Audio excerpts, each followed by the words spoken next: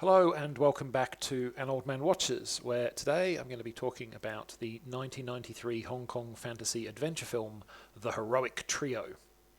And the movie begins with a rather slapstick comedic vignette as a hapless real estate agent, or estate agent if you don't live in Australia, tries to sell a near derelict house to a young couple. He's delighted when they unexpectedly decide to buy it despite its ruinous condition.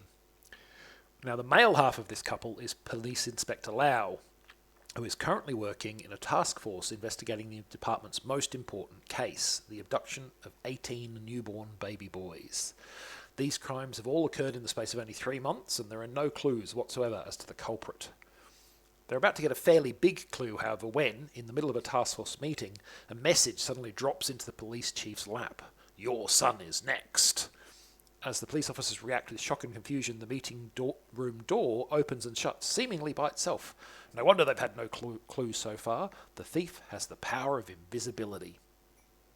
Now, our invisible baby napper, it turns out, is a woman named Ching, who, despite growing doubts, works for a mysterious cave-dwelling figure known only as the Master. And the Master is collecting the babies because they believe that one of the children will become the next Emperor of China, with the Master's powerful supernatural help and guidance, of course.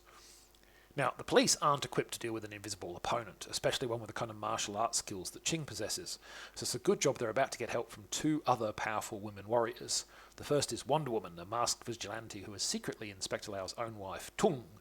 The second is Chat, a shotgun-wielding motorcycle riding hellion with a penchant for explosions. The stage is set for Ching, Tung and Chat to clash in a series of acrobatic martial arts duels and slowly begin to uncover a shared history they did not know they possessed. Will these three women remain forever in battle with each other? Will they ultimately put aside their differences and join forces? The movie's title is probably a bit of a giveaway to the answer to that question. So in the early 1990s, Ching Su-tung was a respected director and action choreographer across Hong Kong's cinema industry, thanks in large part to his work on the Chinese Ghost Story and Swordsman franchises. But there was a fly in the ointment of his success. Both of those franchises were produced by the renowned Tsui Hark, and it was the latter man who won most of the international plaudits for the films. So, in an effort to make a name for himself outside of his work with Tsui Hark, Ching decided to produce the Heroic Trio himself. And for the film's director, he hired Johnny To, who was similarly looking to burnish his own name outside of Tsui Hark's influence. When it came to on-screen talent, the two men clearly sought to give the film some star power. For the role of Ching, they selected martial arts legend Michelle Yeoh, who was freshly returned to film after a divorce. And for Wonder Woman, they cast Anita Mui, popularly described at the time as the Madonna of Asia, and one of the biggest regional stars of the 80s and 90s.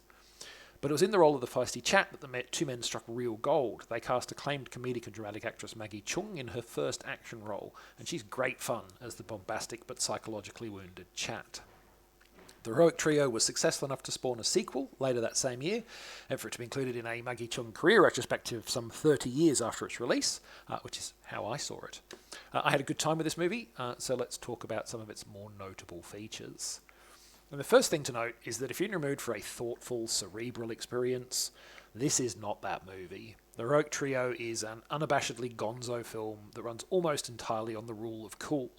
Things blow up for little reason, you can turn a trash can into an impromptu rocket ship with a stick of dynamite, and the fight scenes are more about people leaping around while striking dramatic poses than seemingly actually trying to hit one another. This is the kind of movie where, if there's an explosion under the street, that stretch of road will have 25 separate manholes on it, so all 25 can burst into the air like an impromptu fireworks display.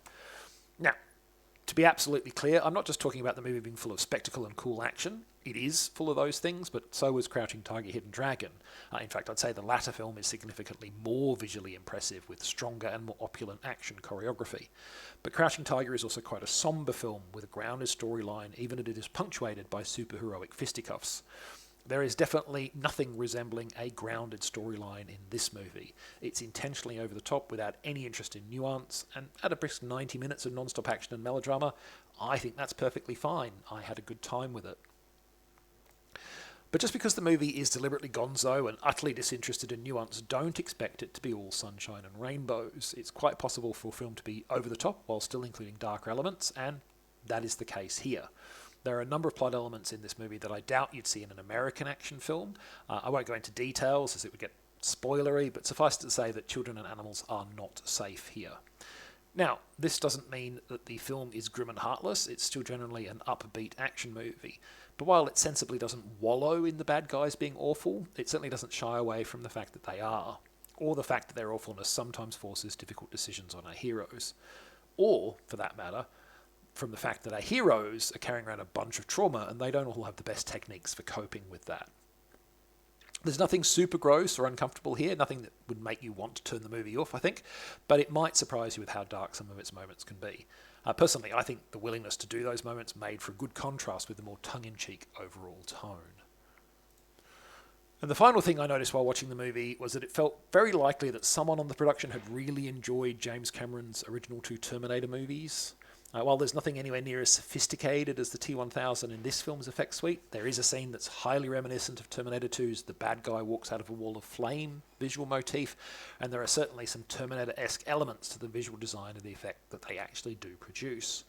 From a technical perspective, the execution of said effect doesn't really even match up to those of the original 1984 science fiction classic, but I don't think that really matters. It's good enough for the gonzo tone of the picture it is in, and after you're past its very Terminator-esque intro and look, it gets used in a very different way, narratively speaking. And, in keeping with the overall tone of the movie, it's quite a melodramatic and over-the-top use that it does get. So yeah, The Heroic Trio is a gonzo romp of a film. I had a good time with it, and you might too. Next time, a romp of a different type, as I cover almost an entire decade of Godzilla movies, the 6 Heisei-era films from 1989 to 1995. But that is next time. Until then, thanks for watching. I hope you've enjoyed it. And if you've seen The Heroic Trio, let me know what you thought of it.